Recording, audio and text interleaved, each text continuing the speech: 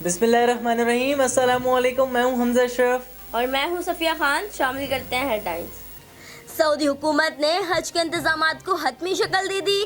Forces ने मक्का मुकर्रमा की security संभाल ली। हाजियों की सेहत और सलामती के लिए गैर मामूली इकदामात। इस साल सिर्फ 1000 अफराद हज कर सकेंगे। सऊदी शहरी और मुल्क में मौजूद गैर मुल्की शहरी शामिल होंगे।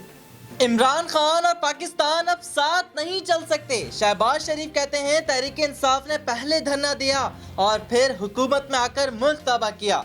नाअहल हुकूमत हालात नहीं संभाल सकती, इसे जल्द जान छुड़ानी चाहिए। बिलाल भुट्टो ने कहा, जब हम बाहर निकलेंगे तो आधे रास्ते में ही होंगे तो हुकूमत खत्म हो जाएगी। बिलाल भुट्टो की लाहौर में शहबाज शरीफ और फजल रहमान से मुलाकातें।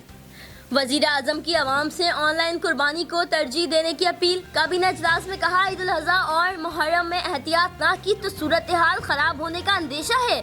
आवाम मास्क का इस्तेमाल जरूर करें। हालात बेहतर होने पर कारोबार खोल दिए जाएंगे। वजीर आजम की काबीना अरकान को SOPs पर सख्ती से अमल दरामद करने की भी हिदायत।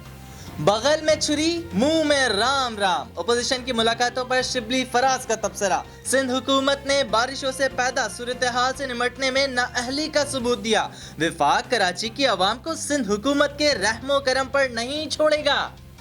ईद उल अज़हा में चंद रोज रह गए, मवेशी मंडियों की रौनकें बढ़ गईं। कुर्बानी के जानवरों की कीमतों पर ग्राहकों और व्यापारियों में तकरार का सिलसिला जारी। मवेशी मंडियों में कोरोना SOPs की खिलाफ वर्जियां भी उरूज पर। खैबर पख्तूनख्वा में आटा महंगा होते ही रोटी की कीमत में इजाफा। 115 ग्राम रोटी की कीमत 15 रुपए हो गई। 150 ग्राम रोटी की कीमत 20 रुपए मुकर्रर। नान बाई एसोसिएशन का कहना है, रोटी के सरकारी रेट में इजाफा ना किया गया तो तंदूर बंद कर देंगे। फिलहाल इतना ही। मजीद खबरों और अपडेट्स के लिए विजिट करें हमारी वेबसाइट csnlive.tv। इसके अलावा आप हमें फेसबुक और ट्विटर पर भी ज्वाइन कर सकते हैं। देखते रहिए CSN।